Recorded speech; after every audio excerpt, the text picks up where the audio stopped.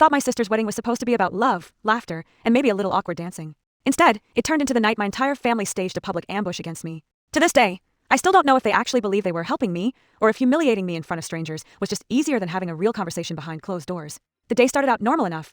I wore the dress my sister had picked for the bridesmaids, plastered a smile on my face, and told myself I could get through a few hours without any drama. Weddings are stressful, sure, but they're also supposed to be joyful. I wanted to support her, even if our relationship had been strained for years. The ceremony was beautiful. For a moment, watching her walk down the aisle, I let myself forget all the tension. I even teared up when she said her vows. But then came the reception, and that's when everything fell apart. At first, it was subtle.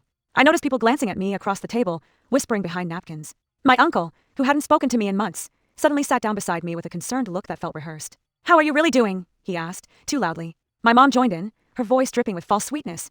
"Honey, we've all been so worried about you. This is a safe space. Safe space. At a wedding reception." My stomach dropped. That's when I realized this wasn't casual concern. This was planned. The whispers turned into questions, then into accusations. Someone brought up my drinking, my past mistakes, the time I lost my job. My dad chimed in about how I'd alienated the family. And then, like she'd been waiting for the perfect moment, my sister put down her champagne glass and said, "We love you, but we can't watch you ruin your life anymore. We decided this was the best time to confront you."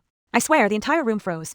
Guests stared, forks midair. The DJ awkwardly lowered the volume of the music, like even he knew something ugly was about to happen. I felt my face burning. I looked around, waiting for someone to realize how messed up this was. But no one did. They all just sat there, watching me like I was the evening's entertainment. That's when I snapped. "Are you kidding me?" I shouted. "This is your wedding day, and you decided the best use of it was to drag me through the mud in front of your friends, co-workers, and his family?" My voice cracked, and I didn't care. If you really cared, you would have talked to me privately. But no, you wanted a show. Well, congratulations. You got one. The silence after my outburst stretched uncomfortably long. My mom's fork clattered against her plate. My sister's groom shifted, clearly regretting every decision that led to this being the first drama of their marriage. Finally, I shoved my chair back. "You wanted a confession? Fine. I confess I'll never forgive you for turning the happiest day of your life into a witch hunt."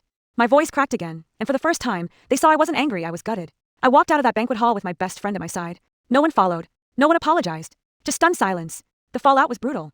My phone lit up for days with messages, excuses, half-hearted apologies, gaslighting disguised as concern. I didn't respond. Instead, I moved out of state a few months later, started fresh, and cut contact with nearly everyone in that room. Here's the kicker. Months later, word spread that my uncle's shady finances caught up to him, and my dad's reputation took a hit. Meanwhile, I was sober, stable, and thriving. I don't regret walking away. Family is supposed to have your back, not drag you through the mud in front of strangers.